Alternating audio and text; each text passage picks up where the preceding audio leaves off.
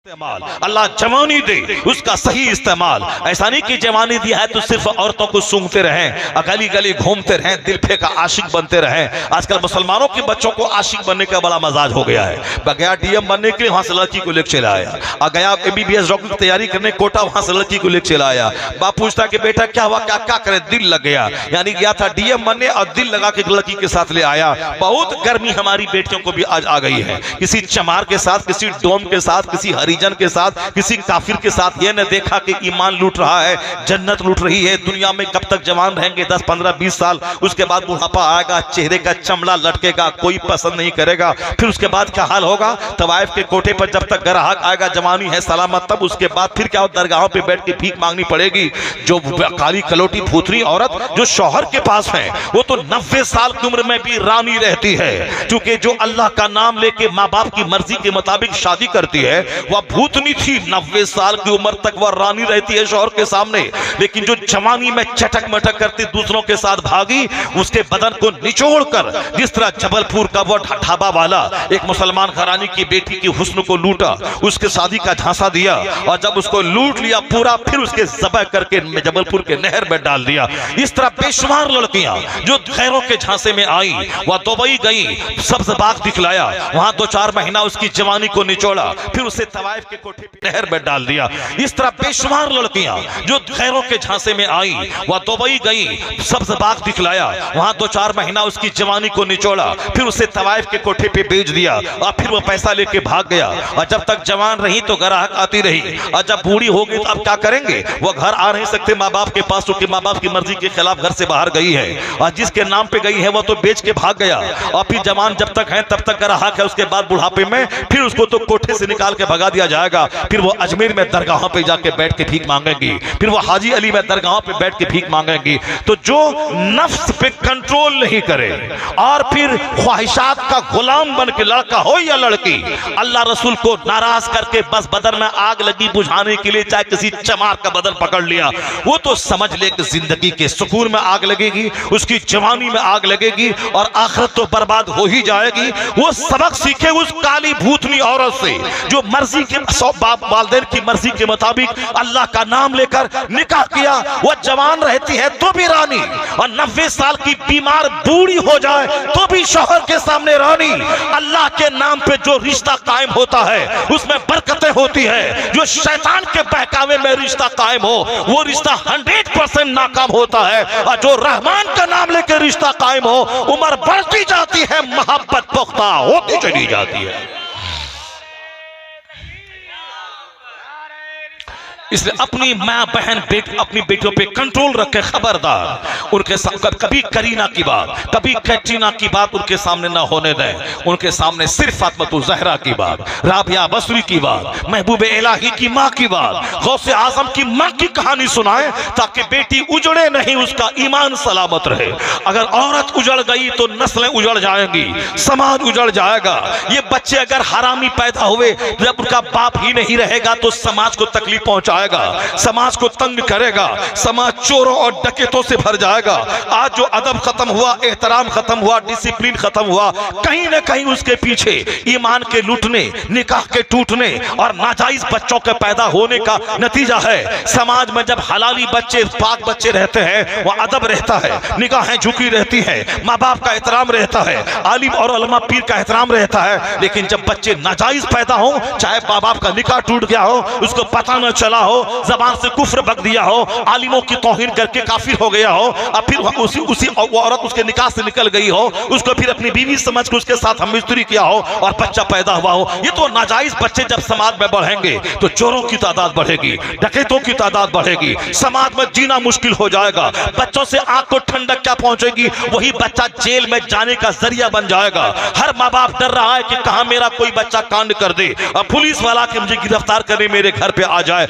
उसके लिए जरूरी है कि जबान पे कंट्रोल, निगाह पे कंट्रोल, शर्मगाह पे कंट्रोल, अपनी जबान पे कंट्रोल। तब आने वाली नस्लें चोरों की नहीं वलियों की नस्ल पैदा होगी, कुतुब की नस्ल पैदा होगी, अब्तार की नस्ल पैदा होगी। हुजूर ने कहा था मैं यज़मन ली मा बैन रिजले व मा बैन लहिये अज़मन लहुल जन्ना। मुस्तफा ने क्या कहा था? ये दोनों जबान के बीच में जो, दोनों जबड़ों के बीच में जो जबान है उसकी सुरक्षा की जमानत मुझको कोई दे दे। यानी इसको उनको फालतू इस्तेमाल ना करे, गाली गलौज ना करे, इससे गीबत चुगलखोरी ना करे, दूसरों की इज्जत खराब करने के लिए बदगोई की महफिल ना सजा ले, इस और फिर किसी को गाली गलौज ना करे, खिलाफे इज्जत कोई जुमला जबान से ना निकाले, वरना यही जबान पान भी खिलाती है, यही जबान फौरन 2 मिनट के बाद जूता चप्पल खिला देती है। जबान बहक नहीं, मार शुरू है। इसीलिए माँ बाप अपने बच्चों से कहते हैं कि बेटा पंजाब दिल्ली जा रहा है, जबान पे कंट्रोल रखना। यह जबान पान खिलाती है, जबान जूता भी खिलाती है, तो जबान पे कंट्रोल। और फिर 2 टांग के बीच में जो पोशीदा प्राइवेट पार्ट है उस पे कंट्रोल रखना। ऐसा नहीं किसी खूबसूरत लड़की को देखा उसी के पीछे हो लिए, उसी को सूंघने लगे, 2-4 दिन गली में घूमने लगे और फिर बार मोहब्बत का दम भरने लगे। और जहां उसका भाई देखा तो काट दिया, फिर भी वहां पंजाब से उसकी डेड बॉडी भी हार आ रही है। सारी दुनिया जान रही, क्यों? लुचुर फुचुर कर रहा था, आशिक बन रहा था ये, इसीलिए पूरे बदन को काट दिया, उसकी डेड बॉडी वापस आई।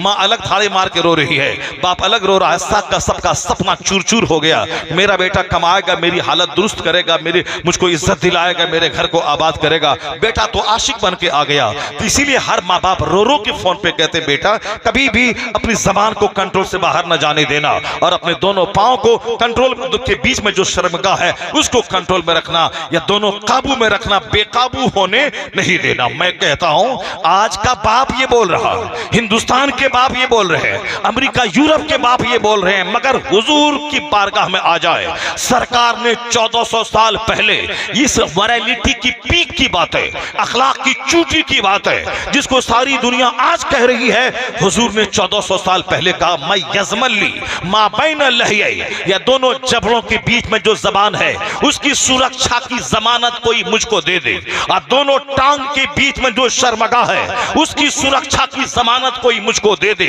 मैं यज़मन ली मा बैन लहिये व मा बैन रिजले।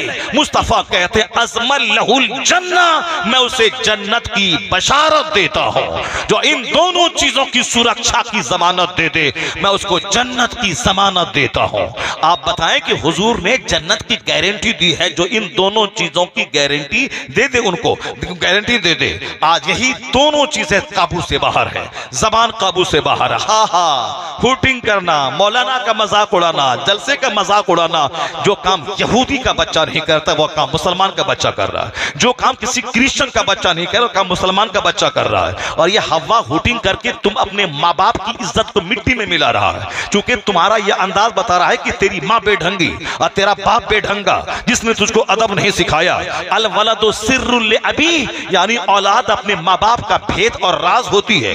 माँ बाप को औलाद को देख के माँ बाप पहचाना जाता है, दरख्त फल को देख के दरख्त पहचाना जाता है। तो तुम्हारी हुल्लड़बाजी तेरे बाप की नाक कटा रही है, तुम्हारी हुल्लड़बाजी तेरी माँ की नाक कटा रही है। और जब कोई शरीफ मुत्तकी परहेजगार मुहज्जब बन के रहता है, क्या सब निगाहें नीची रहती हैं, जबान से फूल झड़ने वाले जुमले निकलते हैं, बड़ों का एहतराम, छोटों पे प्यार। फिर लोग ये नहीं बोलते कि तू ऐसा कहां से सीखा है, लोग यह कहते हैं जरूर इसकी तरबियत के पीछे इसकी माँ का दखल है, इसके बाप का दखल है। वो बोलता है तेरा बाप कौन है, तेरी माँ कौन है, जब तू इतना लाजवाब सब है, ये बता तेरी माँ कितनी अच्छी होगी, तेरे बाप कितने अच्छे होंगे। तो घमंड के जुमले मत बोल कि मेरा बाप ये था, मेरी माँ ये थी, मेरा बाप जागीरदार था, पत्नीदार था, कचहरी लगती थी, सूद का रजिस्टर घर में होता था, 2-4-10 गांव में सूद का पैसा जाता था, वो हराम का माल आता था, उससे मेरा बाप खाता था, उसके बदन से ब्लड बनता था, उसी ब्लड से नुत्फा पैदा होता था,